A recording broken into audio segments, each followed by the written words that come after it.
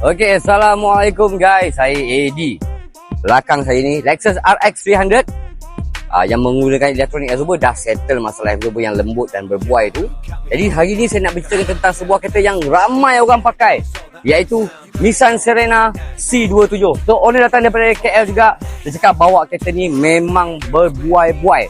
Jadi bila owner sampai, owner komplain macam tu, saya terus ambil kereta dia. Betul, memang saya rasa berbuai sangat. Jadi dengan keadaan macam tu, saya terus masuk ke tester mesin untuk kita dapatkan berapakah bacaan ground contact. So dekat sini saya boleh buktikan depan kiri 21, depan kanan 27, belakang kiri 30 dan belakang kanan 35. So bacaan yang terlalu tinggi, sebab itulah Nissan Serena ni rasa berbuai. Jadi dengan bacaan macam tu, kami tak melengahkan masa, terus masuk dekat hoist, buka ke-4 batang absorber. Bila dah terbarainya 4 batang absorber ni, you guys boleh nampak komen kami tekan memang sangat lembut. Jadi bila saya fikir sebabkan bacaan tinggi, absorber lembut macam ni, sebab itulah confirm absorber tu berbuai. Tim kami mengambil sedikit masa untuk kita refurbishkan absorber ni kepada 40% stiffer. Jadi sebelum proses pemasangan, kami minta foreman kami tekan dulu. So dekat sini you guys nampak memang tekan setengah maut.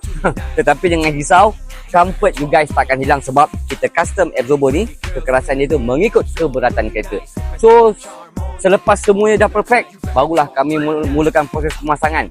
So bila dah siap pasang depan kiri, depan kanan, belakang kiri dan belakang kanan, saya terus ambil kereta Serena ni, terus test. So saya test dengan owner cakap memang rasa stable dia, dah tak bergoyang sangat, especially masa naik bumper, turun bumper.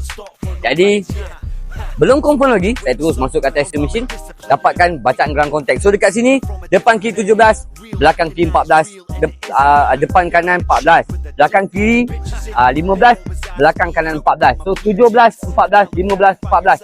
Barulah bacaan tu di bawah 20 untuk kestabilan Nissan Serena MPV ni. So itu dia cerita untuk Nissan Serena C27.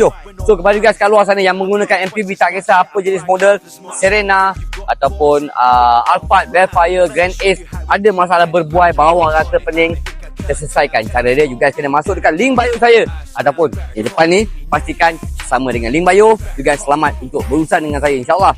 So insyaAllah kita akan jumpa lagi dalam video seterusnya. Yang paling penting guys, tekalkan original absorber dan semoga urusan you guys dipermudahkan dan dimudahkan. InsyaAllah jumpa lagi. Bye bye. Assalamualaikum.